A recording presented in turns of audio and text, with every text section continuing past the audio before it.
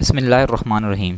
السلام علیکم ناظرین، آپ دیکھ رہے ہیں یوٹیوب چینل دو باتیں اور میں ہوں آپ کا میزبان محمود ناصر۔ ناظرین گرامی، الحمدللہ ہمارے 19 پاروں کی سمری مکمل ہو چکی ہے اور آج ہم 20ویں پارے کی سمری شروع کرتے ہیں۔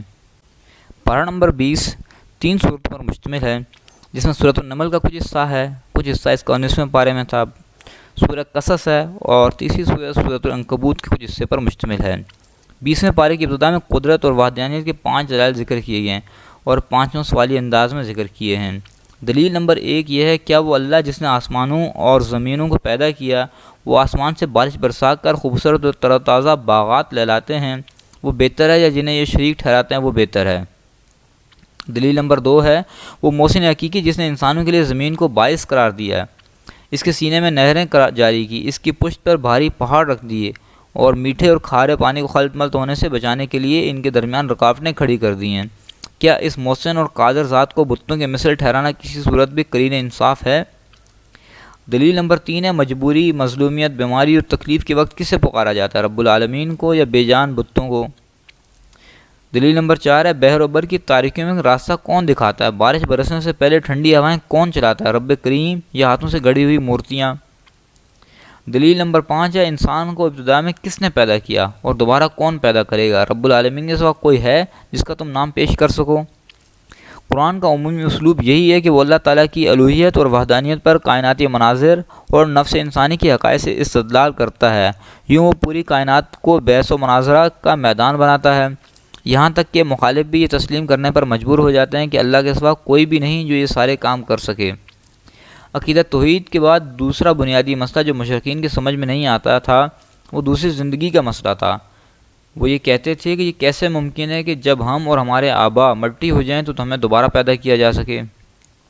ان کے لچے اور کھوکھلے اعتراض کے جواب میں اللہ تعالیٰ نے اپنے نبی کو تسلی بھی دی اور مشرکین کو وعید بھی سنائی۔ جو کچھ پہلے مجرموں کے ساتھ ہوا اور تمہارے ساتھ بھی ہو سکتا ہے، زمین پر چل پھر کر دیکھ لو ان کے ساتھ کیا ہوا۔ اس کے بعد قیامت کے بعض مناظر بیان کیے گئے ہیں اور بتایا گیا ہے کہ جہاں بس اس صورت تک باقی ہے جب تک سور نہیں پھونک دیا جاتا۔ حضرت اسرافیل علیہ السلام پہلی بار سور پھونکیں گے تو زمین و آسمان کی ساری مخلوق پر خوف اور حیت طاری ہو جائے گی۔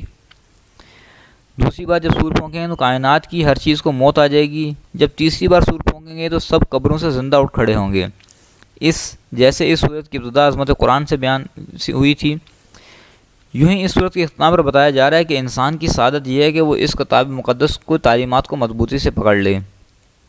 اس کے بعد سورۃ القصص شروع ہوتی ہے۔ سورہ قصص مکی ہے اور اس میں 88 آیات اور 9 رکوع ہیں۔ اس میں 3 نامور شخصیات کا تذکرہ ہے، یعنی حضرت موسیٰ علیہ السلام، فرعون اور قارون۔ ان تینوں قصوں کی مناسبت سے اس سورت کا نام سورہ قصص رکھ دیا گیا ہے۔ اس سورت کا زیادہ تر حصہ فرعون کے ساتھ حضرت موسیٰ علیہ السلام کو جو معاملہ پیش آیا اس کے بیان پر مشتمل ہے۔ اس صورت کی ابتدا حروف مقطعات میں سے طا سین میم سے ہوتی ہے اور ان حروف کے متصل بعد قرآن کریم کی حقانیت بیان کی گئی ہے۔ اس کے بعد حضرت موسیٰ علیہ السلام کے قصے کا آغاز ہو جاتا ہے۔ سورہ قصص بتاتی ہے کہ فرعون مصر میں بڑا بن بیٹھا تھا، تکبر اور جور و جفا میں حد سے آگے بڑھ گیا تھا۔ بنی اسرائیل جو مصر کی بہت بڑی اقلیت بن چکے ہیں، ان کے ظلم و ستم کا خصوصی ہدف تھے۔ پھر اللہ نے کمزوروں کو اٹھانے اور زیر و دست کو بالادست کرنے کا ارادہ کر لیا۔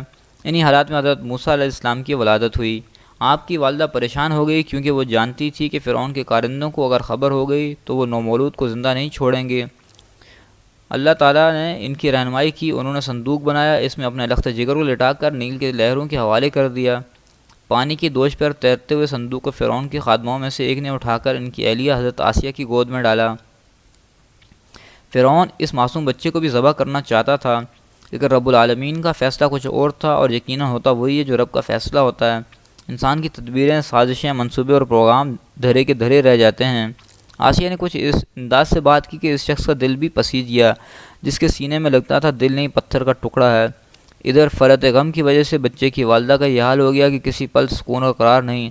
تصور میں صندوق کو فرعونیوں کے ہاتھوں لگنے اور بچے کے گلے سے خون کا فوارہ پھوٹتے ہوئے دیکھتی ہیں، لیکن رحیم و کریم اللہ نے اس کے اڑے ہوئے دل کو قرار دے دیا اور وعدہ کیا کہ بچے کو تمہاری گود میں واپس لوٹا دیا جائے گا۔ یہ معجزہ کیسے ظاہر ہوگا؟ یہ ناممکن کیسے ممکن بنے گا؟ یہ سوچنا تمہارا نہیں ہمارا کام ہے۔ بھوکے بچے کو کئی دائیوں نے دودھ پلانے کی کوشش کی لیکن وہ کسی کا بھی دودھ پینے پر راضی نہ ہوا۔ آپ کی بہن اجنبی بن کر یہ منظر دیکھ رہی تھی۔ اسی کے مشورے پر بے قرار ماں کو بلایا گیا اور بطور داعیہ کے بچے کو اسی گود میں ڈال دیا گیا جو گود اس کے لیے تڑپ رہی تھی۔ فرعون نے اپنے خیال میں ایسا انتظام کیا تھا کہ کوئی اسرائیلی بچہ اپنی ماں کا دودھ بھی نہ پی سکے، اس سے پہلے ہی اسے طے کر دیا جائے۔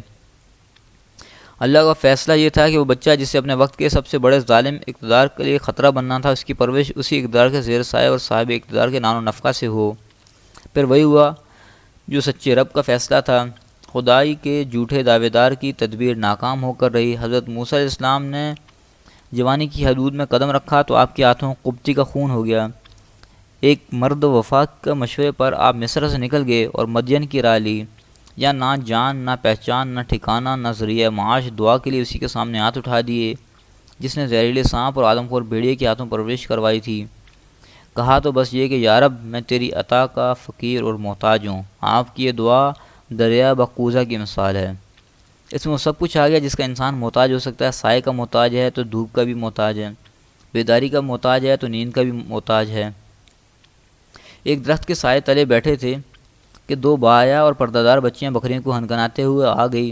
ان کی بکریوں کو عذرا احسان کنویں سے پانی کھینچ کر پلا دیا۔ بچیاں سمجھدار تھیں، اپنے والد حضرت شعیب علیہ السلام کے سامنے جا کر اس اجنبی مسافر کی قوت و طاقت اور امانت و دیانت کی تعریف کی۔ انہی میں سے ایک بچی کے ذریعے بلائے گئے نہ صرف باعزت اور راحت ٹھکانہ میسر آ گیا بلکہ چند شرائط کے تحت رشتے کی بھی پیشکش ہو گئی۔ شادی کے بعد اہلیہ کو ساتھ لیے مصر واپس جا رہے تھے کہ ٹھٹرتے ہوئے جنگل میں آگ بڑھتے ہوئے دیکھی۔ آگ لینے کے لیے آگے بڑھے تو نبوت سے نواز دیے گئے۔ نبوت عطا کرنے والے نے عصا اور ید بیضا کا معجزہ دے کر اسی کے سامنے کلمہ حق کہنے کا حکم دیا جس نے اللہ کی زمین میں اللہ کے بندوں پر تنگ کر رکھی تھی اور جو اپنے سوا کسی کو بڑا ماننے کے لیے تیار نہ تھا۔ کلمہ حق کہہ دیا گیا، فرعون نے نہ مانا، نہ ماننا تھا۔ اللہ نے اسے اٹھایا اور فوج کے پروں سمیت مادی ترقی کے اسی سلوگن کو دریا کے طوفانی موجوں کے حوالے کر دیا۔ یہ قصہ جس کے نمایاں تین کردار ہیں، حضرت موسیٰ علیہ السلام، بنی اسرائیل اور فرعون، اور جس کا کچھ حصہ یہاں اور بقیہ جزیات پورے قرآن میں ہیں۔ حضرت موسیٰ علیہ السلام کا قصہ اور فرعون کا انجام بیان کرنے کے بعد مختلف آیات میں اہل مکہ کو تنبیہ کی گئی۔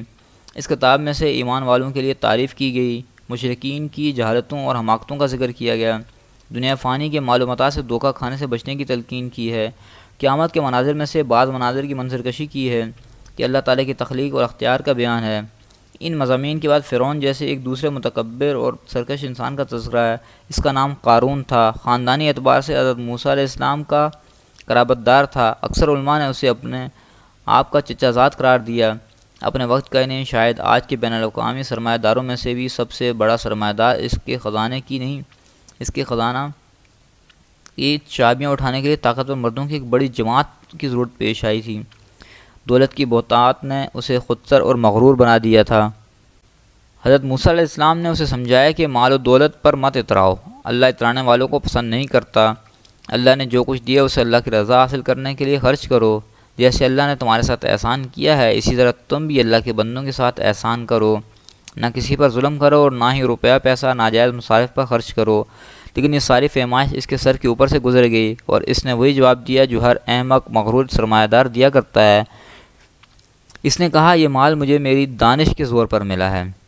حب دنیا میں ڈوبے ہوئے لوگ جب قارون کی شان و شوکت دیکھتے تو ان کے منہ میں پانی آ جاتا تھا۔ وہ اسی جیسا بننے کی تمنا کرتے تھے، لیکن پھر ہوا یہ کہ اللہ نے اس کے گھر سمیت زمین میں دھنسا دیا۔